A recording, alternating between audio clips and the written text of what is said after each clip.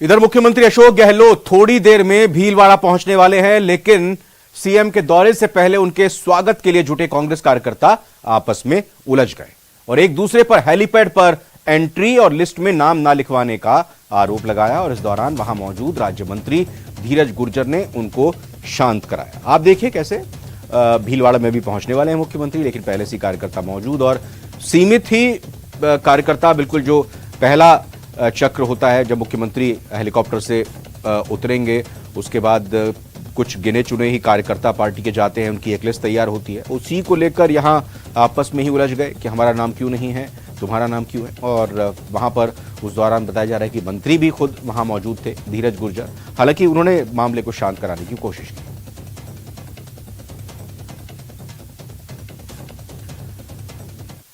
CM Gehlot ने उदयपुर में बड़ा बयान दिया है। उन्होंने राजस्थान में सरकार के रिपीट होने का बड़ा दावा किया है। मुख्यमंत्री ने कहा कि राजस्थान में इस बार सरकार रिपीट हो रही है। इस बार कांग्रेस सरकार रिपीट होगी, ये आम जनता में भावना पैदा होने लग गई है। और जो आम जनता की भावना पैदा होती है तो फिर कोई रोक नहीं सकता। फिर चाहे वो अमित शाह जी आओ, मोदी जी आओ, कोई आओ भले। और इधर पूर्व डिप्टी से सीएम सचिन पायलट ने सीएम गहलोत के मानेसर वाले बयान पर पलटवार किया है। उन्होंने कहा कि 11 मई से अजमेर से यात्रा निकालेंगे, अजमेर से जयपुर तक जनसंघर्ष यात्रा निकालेंगे। 125 किलोमीटर लंबी जनसंघर्ष यात्रा जनता के हितों और युवाओं के मुद्दों को लेकर होगी।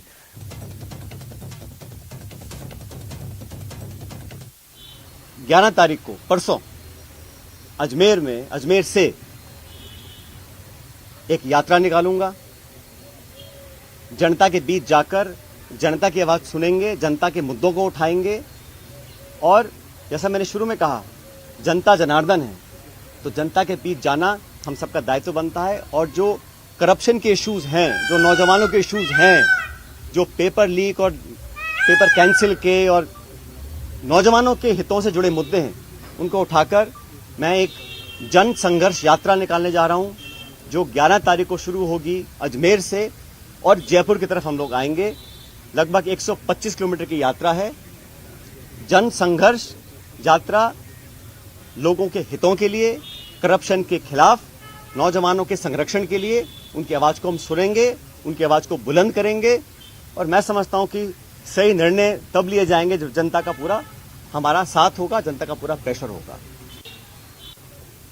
कि अपनी सरकार को, अपने ही विधायकों को, अपने नेताओं को बेइज्जत और बदनाम करने का काम हो रहा है। कांग्रेस के विधायकों को तो बदनाम करने का काम हो रहा है और भाजपा के नेताओं का गुणगान हो रहा है। ये समझ से परे है।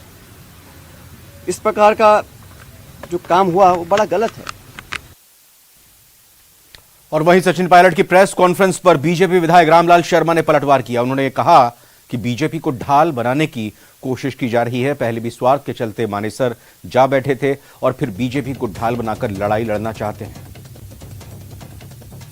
लड़ाई है और आपसी लड़ाई के अंदर इनको खुद के नेताओं से लड़ा नहीं जाता और बीजेपी को ढाल बनाने की कोशिश कर रहे हैं। ये अनुचित है।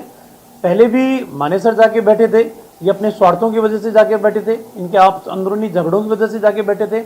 उस प्रेशर के अंदर इनके कई मंत्री बन चुके हैं, कई विधायकों को अच्छी तवज्जो मिलना शुरू हो चुकी है और अब उसी तरीके से बीजेपी को ढाल बना के फिर लड़ाई लड़ने की कोशिश करें।